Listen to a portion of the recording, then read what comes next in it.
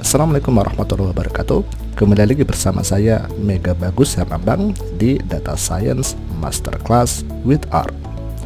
Di materi kali ini kita akan membahas bagaimana caranya memanipulasi data, menggabungkan beberapa kolom, memain-mainkan data antar kolom dalam sebuah data frame dengan menggunakan library terkenal yaitu dplyr atau dplyr. Tanpa berpanjang lebar, langsung saja kita bahas bersama-sama. Baik, sekarang saya sudah membuka RStudio.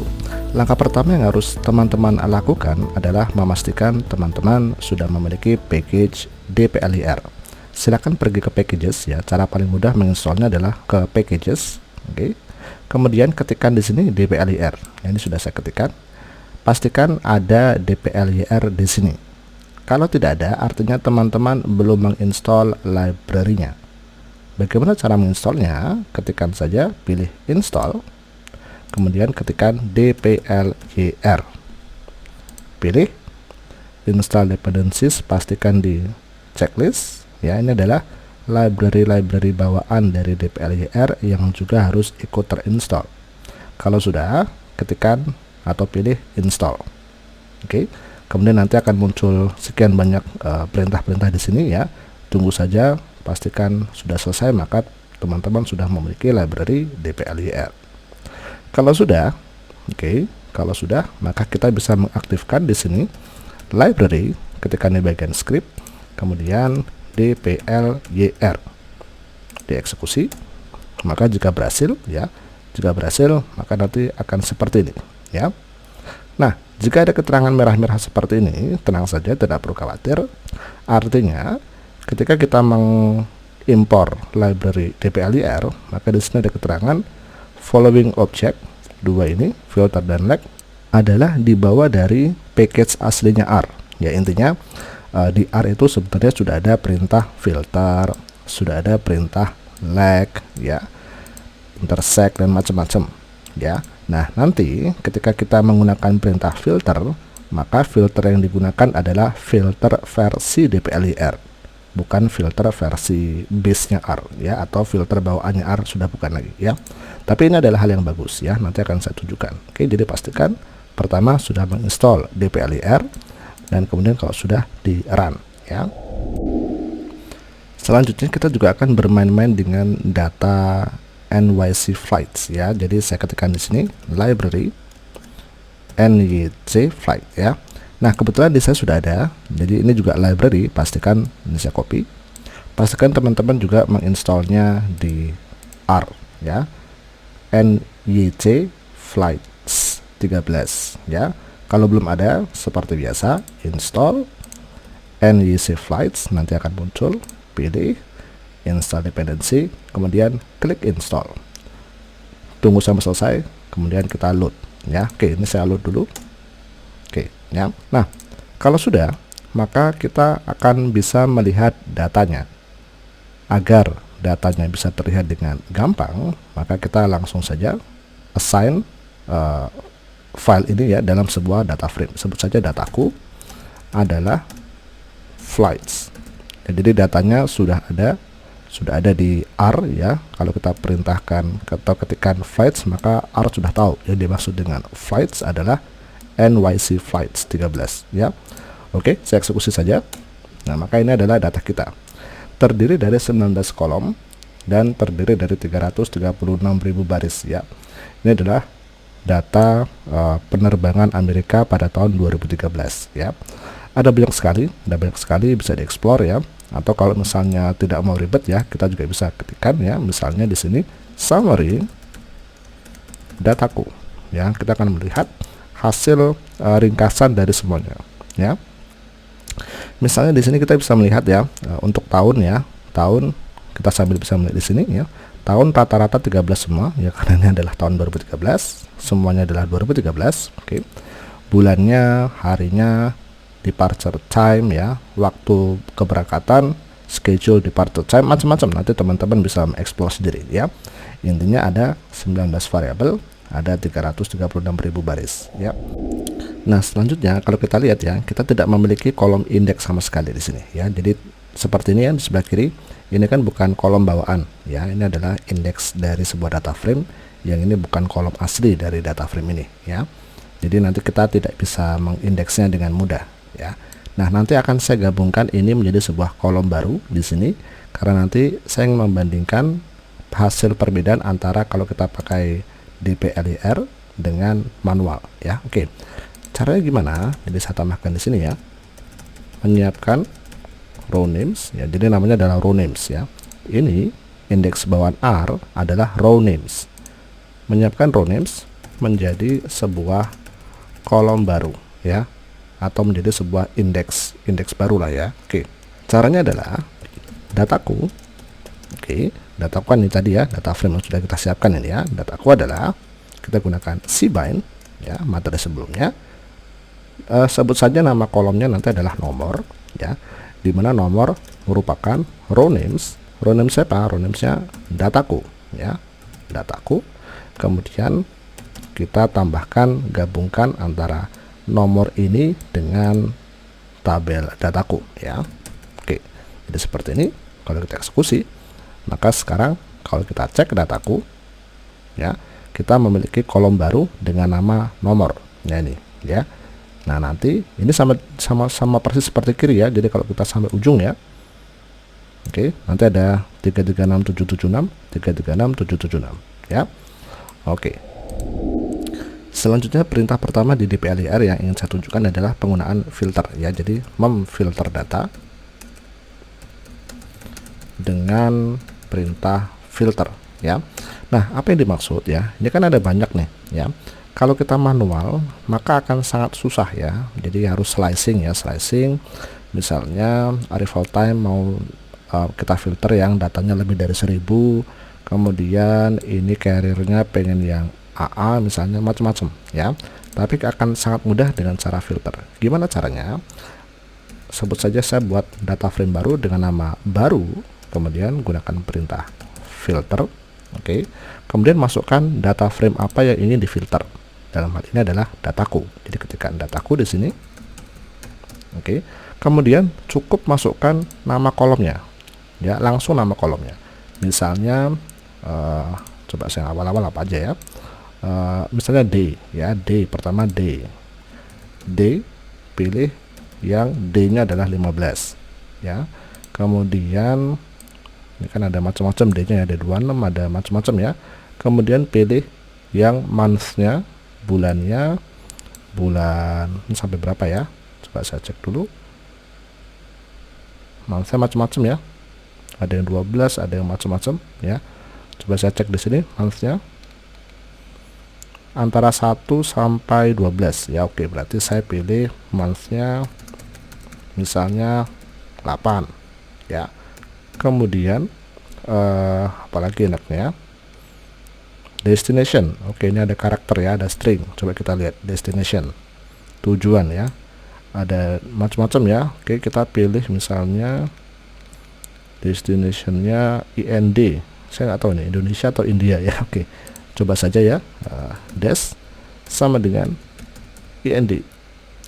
Kalau ini kita eksekusi, maka kita akan langsung mendapatkan hasil yang cepat ya. Jadi langsung terfilter seperti ini ya. Ditemukan ada 7 ya. Jadi dengan menggunakan filter ini dari data frame dataku, kita filter yang harinya harus 15, bulannya harus 8, dan destinasinya harus IND. Maka di sini kita dapatkan semua yang memenuhi 3 filter ini ya. Cepat banget ya. Dan ini kalau misalnya datanya ada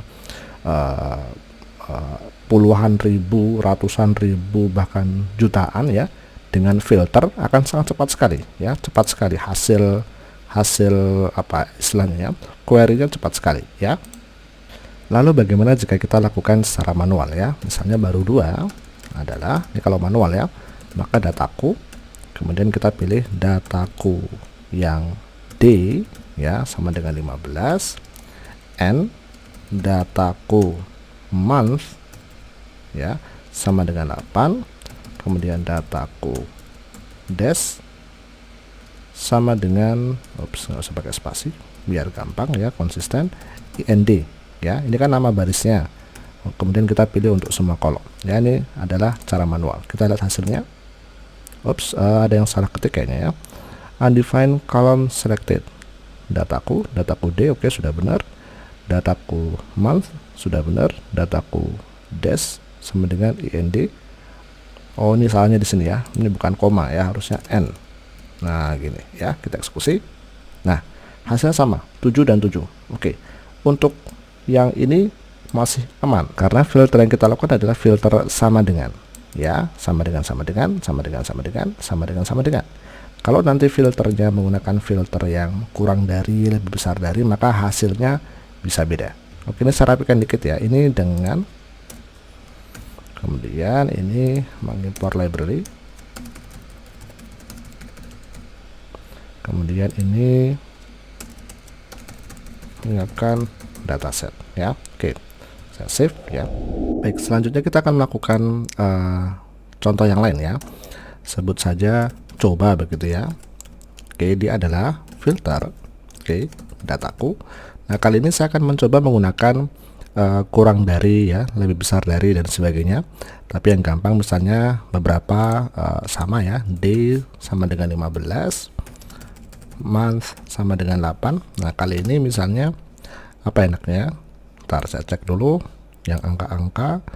Ini aja, departure time ya. Ntar statistiknya departure time antara 1 sampai 2400. Oke, maka saya pilih departure time kurang dari 2000 misalnya ya.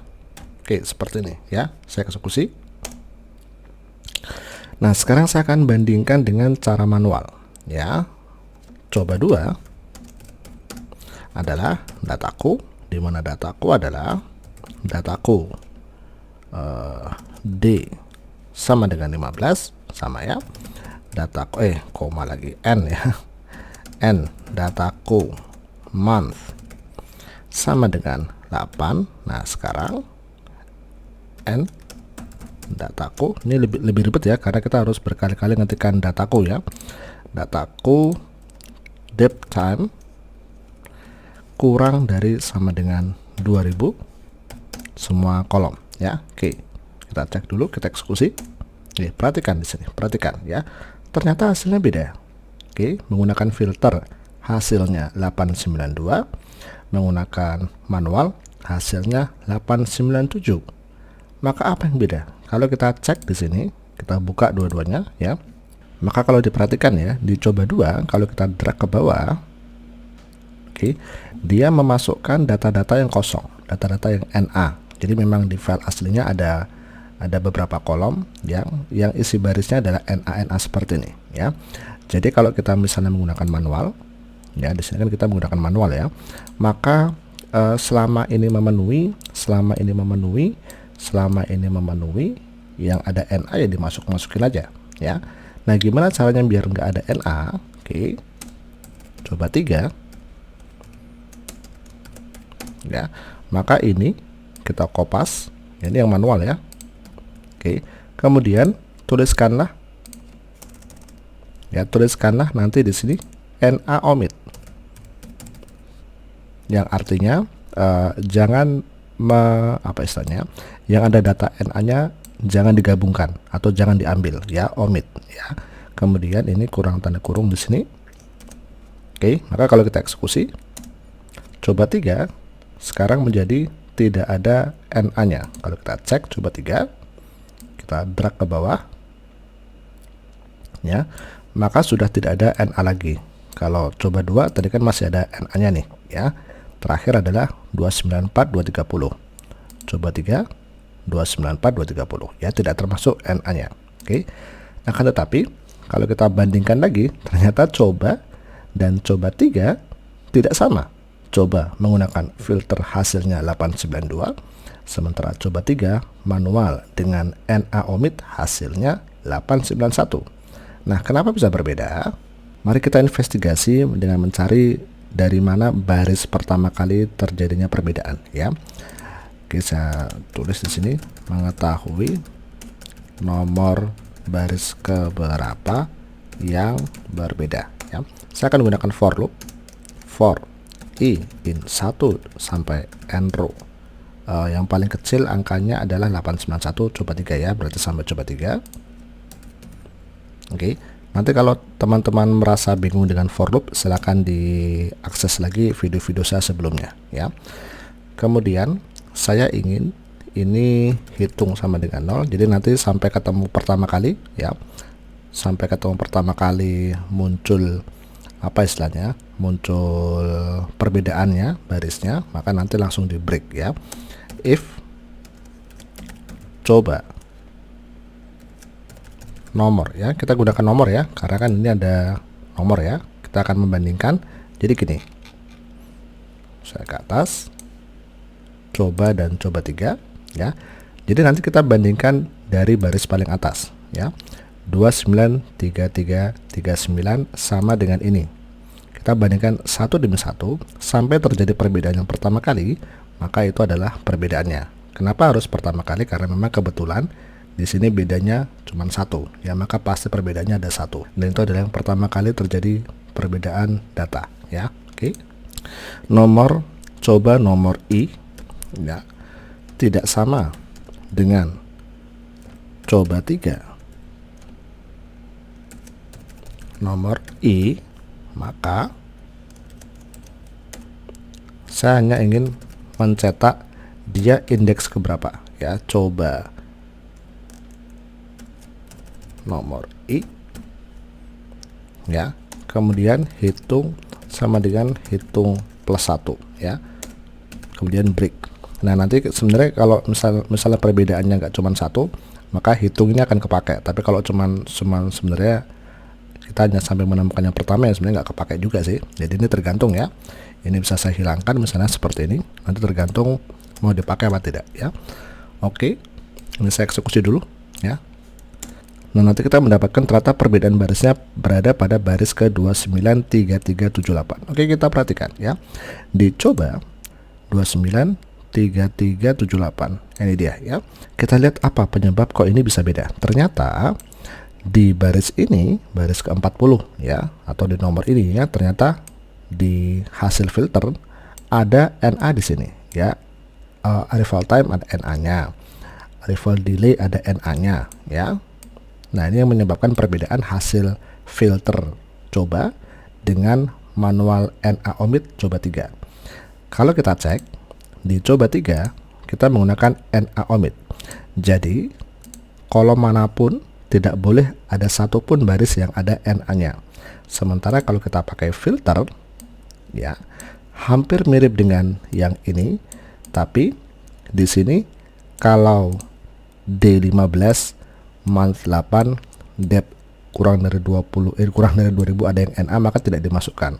Tapi kalau ada kolom lain yang ada NA-nya, maka masih dimasukkan. Contohnya tadi dicoba ya, ini masih ada NA, airtime bukan termasuk filter di sini, maka tetap dimasukkan ya. Terus bagaimana caranya agar hasil filternya menjadi bersih? Ini tergantung option ya. Jadi saya tulis di sini, anggap saja coba 4 ya. Kalau teman-teman ingin mendapatkan hasil filter yang semua kolomnya tidak boleh ada NA-nya, maka cukup tambahkan NA omit di sini ya, simpel aja. Oke, maka ini kalau kita eksekusi hasilnya akan sama persis seperti coba 3. Nah gitu ya. Jadi tergantung ya, kalau teman-teman hanya ingin sekedar memfilter berdasarkan filter yang kita tentukan, maka cukup seperti ini. Tapi kalau pengen memfilter plus tidak boleh ada kolom apapun yang ada NA-nya, maka tinggal tambahkan NA omit di depannya ya. Oke. Jadi kegunaan filter lebih kepada lebih nyaman ya. Jadi kalau sebelumnya kan kalau manual kan harus dataku, kemudian ada harus tanda dolar ya, diikuti dengan nama kolomnya. Nah ini kelamaan. Lebih gampang dengan filter, cukup tuliskan nama data frame-nya, kemudian cukup tuliskan nama kolomnya, dan tuliskan lagi filter seperti apa, apakah sama dengan, lebih besar, kurang dari, dan seterusnya ya. Lebih cepat juga ketika nanti datanya puluhan ribu bahkan sampai jutaan ya, hasil query-nya lebih cepat dibandingkan yang seperti ini ya. Nah Tapi harus diperhatikan bahwa ada data NA. Jika kita memiliki data NA, maka tinggal tambahkan NA omit di sini sehingga hasilnya sesuai dengan apa yang kita harapkan ya. Oke. Selanjutnya setelah filter, maka akan saya tunjukkan penggunaan dari slice ya. Penggunaan slice ya. Nah, slice ini adalah mirip dengan mirip dengan slicing lah ya. Sebut saja potong. Nama data frame yang baru adalah slice. Kita cukup tuliskan dari baris berapa sampai baris berapa yang ingin kita masukkan ya, atau yang ingin kita pilih ya. Anggap saja dari baris kedua sampai baris ke-10. Jadi kalau ini saya eksekusi ya, potong adalah baris kedua sampai baris ke-10 ya. Jadi itu kegunaan dari slice ya. Karena terkadang dari sebuah data yang banyak ya, kita bingung mau motong-motong memilih dari yang mana, maka cukup gunakan perintah slice ya. Selanjutnya adalah perintah range ya. Jadi di sini penggunaan range, double R ya, range untuk mengurutkan berdasarkan kolom yang kita tulis ya. Anggap saja saya punya sebuah data frame baru, dataku 2 adalah kopian dari dataku. Oke. Ups ya. Karena nanti saya tidak ingin mengganggu dataku ya, karena nanti saya urutkan berbeda dengan yang ada di dataku. Oke. Maksud saya seperti ini. Jadi dataku 2 adalah range ya. Saya urutkan ya dataku 2 ya berdasarkan saya eksekusi dulu ini ya dataku. Oke. Nah, secara default ini kan diurutkan berdasarkan nomor ya, 1 2 3 4 dan seterusnya. Maka saya bisa menentukan penentu urut tidaknya bukan kolom ini tapi kolom yang lain, dan tidak hanya satu tapi bisa kombinasi, sehingga nanti setiap kolom-kolom yang saya pilih itu diurutkan dari yang paling kecil ke yang paling besar ya. Jadi di sini misalnya saya pilih diurutkan berdasarkan tahun, berdasarkan bulan, dan berdasarkan misalnya apa ya, nah coba kita angka ini ya, berdasarkan flight ya. Oke, jadi kalau ini saya eksekusi, nah hasilnya sekarang coba lihat dataku ya, year, month, flight. Nah perhatikan ya, nomornya sekarang udah acak adul ini, tapi year diurutkan dari yang paling kecil ke besar ya. Kebetulan year-nya 2013 semua. Month 1. Oke, jadi kalau diperhatikan month-nya 1 naik pelan-pelan ya. 1 4 9 ya. Kemudian flight. Nah ini dia. 1 dia naik pelan-pelan, ini flight-nya 1071 327 4300 3300 ya. Intinya adalah kombinasi dari ketiga ini ya. Jadi pertama adalah year dulu, kalau sudah diurutkan berdasarkan month, kalau sudah berdasarkan flight ya. Nah karena year adalah pertama dan kebetulan year-nya adalah 2013 semua, maka otomatis ini sebenarnya nggak ada efeknya ya. Tapi month-nya pertama dia diurutkan berdasarkan month, kalau sudah berhasil diurutkan berdasarkan month, dia mencoba diurutkan berdasarkan flight ya, selama tidak melanggar urutan dari month ya. Oke, jadi nanti intinya bisa digabung-gabung, tapi tetap prioritasnya adalah yang paling kiri ke kanan ya. Oke, itu adalah kegunaan dari range. Baik, sekarang selanjutnya adalah saya ingin menunjukkan penggunaan select ya. Jadi memilih kolom tertentu dengan select ya. Ini saya bersihkan dulu konsolnya, Ctrl L ya. Oh, select ya, select. Nah, seperti ini ya. Kemudian contohnya misalnya sebut saja namanya pilih adalah select ya, dataku. Nah, nanti kita tinggal pilih mau, bisa close dulu semua. Ya, kita tinggal pilih mau kolom mana ya. Jadi ibaratnya kan kalau tadi filter ya, filter kan setelah kita berhasil memfilter kita gabungkan semua ya. Nah ini select langsung milih kolomnya apa. Misalnya saya pilih nomor ya, nomor, kemudian saya pilih carrier ya, kemudian saya pilih arrival time ya. Jadi nomor, carrier, arrival time ya. Saya eksekusi. Maka sekarang kalau pilih saya lihat ya, nomor, carrier, arrival time ya, simple sekali. Oke. Kemudian selanjutnya adalah penggunaan rename. Merubah, gunanya adalah merubah nama kolom dengan rename ya. Nah, jadi biasanya kan kita merubah namanya manual ya, harus kolom C keberapa, namanya adalah call name-nya apa dan sebagainya. Maka sekarang simple sekali, anggap saja ini adalah dataset baru ya, rename dataku ya, dataset apa yang ingin di rename adalah dataku ya. Kemudian nama kolom yang baru apa? Nama kolom yang baru misalnya index, saya akan merubah kolom nomor menjadi namanya index. Maka index sama dengan nomor ya, seperti ini. Jadi kalau ini saya eksekusi, ganti saya buka, maka sekarang mirip seperti dataku, tapi kali ini nomor diganti menjadi index ya. Oke, kita juga bisa merubah dataku yang asli. Jadi kalau mau merubah dataku ya tinggal di sini dataku. Oke, seperti itu ya. Selanjutnya yang ingin saya tunjukkan adalah menggunakan perintah distinct ya.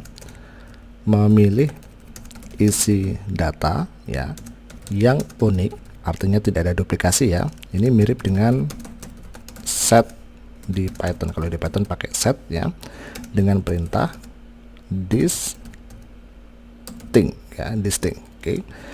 Nah, misalnya gini, unik adalah distinct, kemudian dataku. Nah, saya ingin memilih berdasarkan ya. Ini saya select dulu aja ya. Jadi distinct, tapi saya pilih ya, select dataku. Kemudian misalnya yang unik-unik biasanya karakter ya. Nah, ini dia ya, misalnya seperti ini. Saya pilih mau origin, mau tile 6 terserah, tapi yang unik misalnya maskapainya ya, maskapainya misalnya ya, carrier ya. Oke, carrier. Maka nanti kalau ini saya eksekusi, saya akan mendapatkan sebuah, saya kurang tutup, kurang satu ya, mendapatkan sebuah tabel di mana carrier-nya adalah sekian banyak carrier yang tidak ada yang sama ya, tidak ada duplikasi. Jadi carrier-nya ternyata terdiri dari 16 baris, 16 carrier yang berbeda, UA, AA dan sebagainya ya. Jadi itu adalah kegunaan dari distinct. Oke. Kemudian selanjutnya adalah mutate.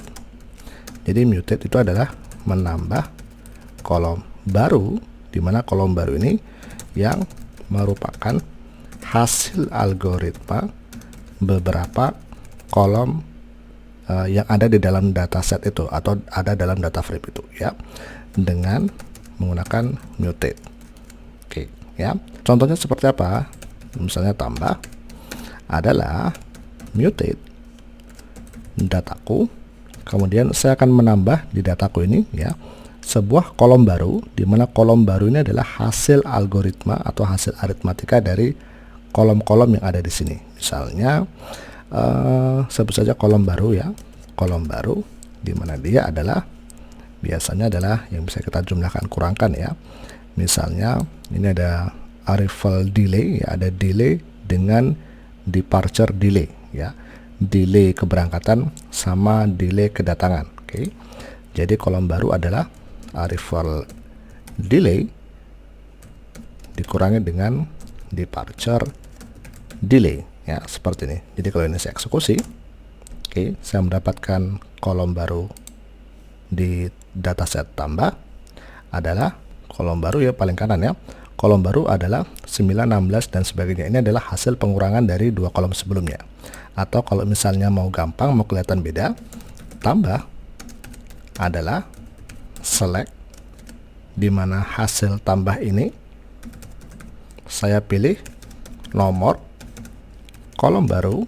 Ini sekalian sambil ngurutin ya, jadi saya menentukan urutan dari dataset yang baru ini ya, nomor, kemudian sebelah kanannya ada kolom baru, kemudian sebelah kanannya ada arrival delay, sebelah kanannya lagi ada departure delay.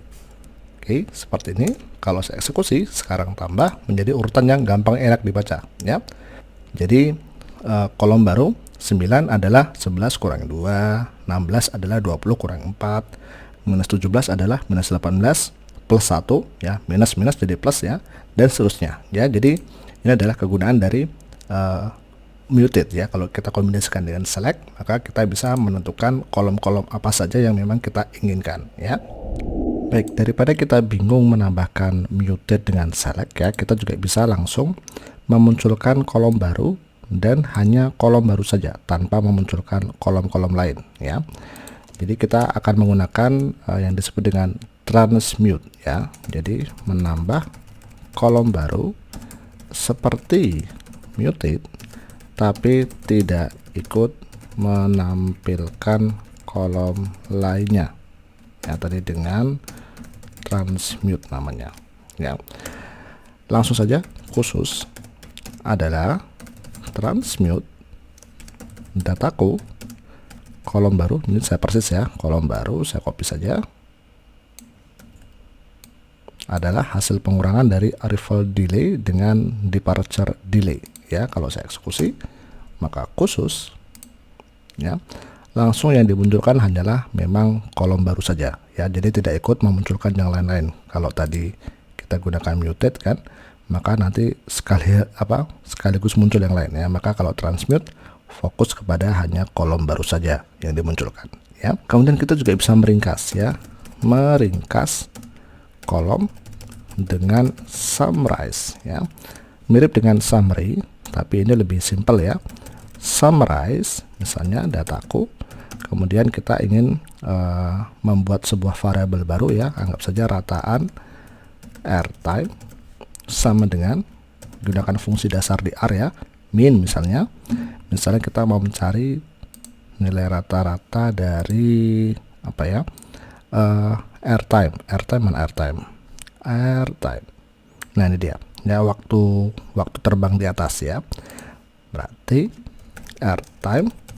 Tapi kalau misalnya tadi kita sudah tahu ada data NA, ya, kalau tidak mau mengikutkan data NA, maka NA RM sama dengan true, ya. Jadi pastikan NARM-nya di set menjadi true, karena kalau tidak maka nanti hasil minnya mengikutkan termasuk baris-baris yang ada NA-nya, maka kita tidak menginginkan itu, ya. Kita eksekusi, maka nanti akan langsung ada hasil rataannya 150, sekian, ya. Tidak hanya min, kita juga bisa menggunakan jumlah, misalnya kita nanti cukup gunakan sum. Oke, ya. Sama juga NARM juga true, maka kalau kita eksekusi adalah hasil penjumlahan dari semua baris airtime. Oke, jadi ini adalah kegunaan dari summarize. Nah, fungsi terakhir yang ingin saya tunjukkan adalah ketika kita ingin melakukan sampling, ya. Jadi melakukan sampling dari data kita secara acak atau random, ya. Jadi diambil baris-baris secara acak begitu, ya, dengan fungsi sample n atau sample frag, ya. Nah, sample n itu caranya gini, ya. Jadi sample n, oke. Kemudian dataset apa? Datasetnya adalah dataku. Berapa data yang diambil? 10. Ya, jadi kalau ini kita eksekusi, maka kita akan mendapatkan, ya, 10 data yang diambil secara acak. Ini ada 10, ya. Ini ada urutannya, ya. Dia mengambil urutan 316.000, diambil 85.000 dan sebagainya. Jadi yang diambil 10, terserah dari baris manapun, intinya jumlahnya 10, ya. Kita juga bisa melakukan fraction atau proporsi. Kita di sini punya 336.000, maka mengambil berapa persen dari data ini? Kalau misalnya 10%, maka nanti 10% dari 336.000 akan diambil secara acak, ya. Caranya adalah, anggap saja dataset yang baru adalah sampel, ya, adalah sampel frag dataku, kemudian masukkan persen tapi dalam koma. 10% berarti 0,1.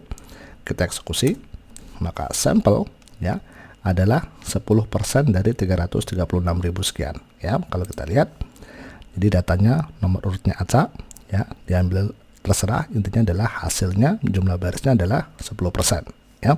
Oke, nah kita sudah belajar banyak sekali ya tentang DPLIR. Saya harap ini bisa membantu teman-teman semua untuk bisa menjadi semakin mahir menjadi seorang data scientist ya. Jangan lupa untuk bisa bergabung di membership saya, karena di dalamnya ada banyak sekali puluhan video-video yang sangat-sangat bagus ya.